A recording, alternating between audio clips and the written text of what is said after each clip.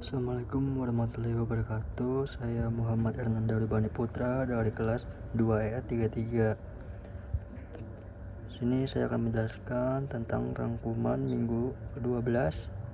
Pembiayaan adalah suatu bentuk fasilitas keuangan yang diberikan oleh bank atau lembaga keuangan lainnya untuk memenuhi kebutuhan keuangan seseorang atau perusahaan sesuai dengan Undang-Undang No. 7 Tahun 1992. Pembiayaan diartikan sebagai penyediaan uang atau tagihan yang dapat dianggap setara yang harus dilunasi setelah jangka waktu tertentu, ditambah dengan bunga, imbalan, atau pembagian hasil antara bank dan nasabah.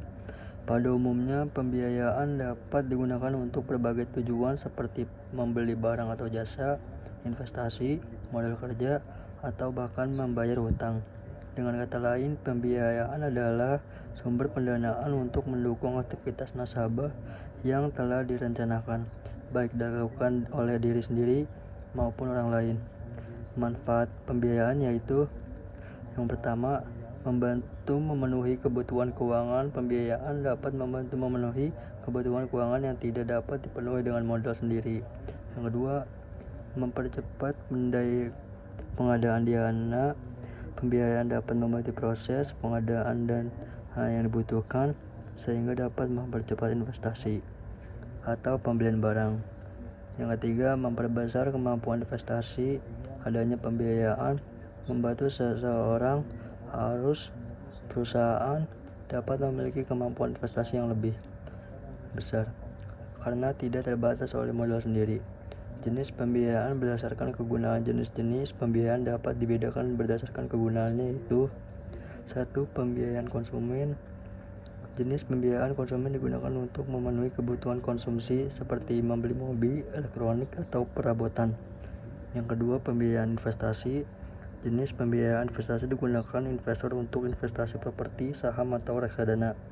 Yang ketiga, pembiayaan modal kerja. Jenis pembiayaan modal kerja digunakan untuk membiayai kebutuhan modal kerja perusahaan seperti pembelian bahan baku atau pembayaran gaji karyawan.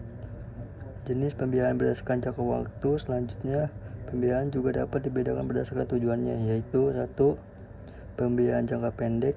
Pembiayaan jangka pendek digunakan untuk memenuhi kebutuhan keuangan yang harus segera dipenuhi, seperti membayar tagihan atau membeli bahan baku. Yang kedua, pembiayaan jangka menengah. Pembiayaan jangka menengah digunakan untuk membiayai proyek atau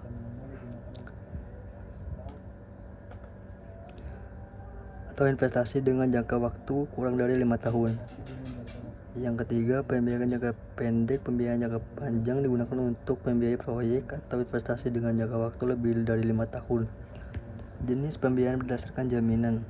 Kemudian pembiayaan juga dapat dibedakan berdasarkan jangka waktu. Di antaranya adalah 1. Pembiayaan tanpa jaminan. Pembiayaan tanpa jaminan adalah pembiayaan yang tidak memerlukan jaminan dari peminjam, namun bunga dikenakan pada pembiayaan ini biasanya lebih tinggi. Kedua, pembiayaan dengan jaminan. Pembiayaan dengan jaminan adalah pembiayaan yang memerlukan jaminan dari peminjam seperti rumah, kendaraan. Bunga yang dikenakan pada pembiayaan ini biasanya lebih rendah dibandingkan dengan pembiayaan tanpa jaminan. Yang ketiga, pembiayaan mikro.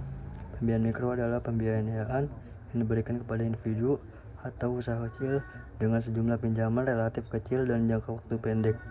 Yang keempat, pembiayaan syariah. Pembiayaan syariah adalah pembiayaan yang mengikuti prinsip-prinsip syariah Islam, seperti adanya pembagian keuntungan dan kerugian antara pemberi dengan penerima. Yang kelima, pembiayaan multiguna. Pembiayaan multiguna adalah pembiayaan yang dapat digunakan untuk berbagai tujuan seperti untuk membeli barang, investasi, atau modal kerja. Jenis pembiayaan berdasarkan tujuan. Yang pertama, pembiayaan konsumsi. Pembiayaan konsumsi adalah pembiayaan yang diberikan untuk memenuhi kebutuhan pribadi seperti membeli kendaraan pribadi, renovasi rumah, liburan, dan lainnya. Yang kedua, pembiayaan produksi. Pembiayaan produksi adalah pembiayaan yang diberikan untuk keperluan usaha atau investasi seperti pembelian mesin, modal kerja, atau pembangunan gedung usaha.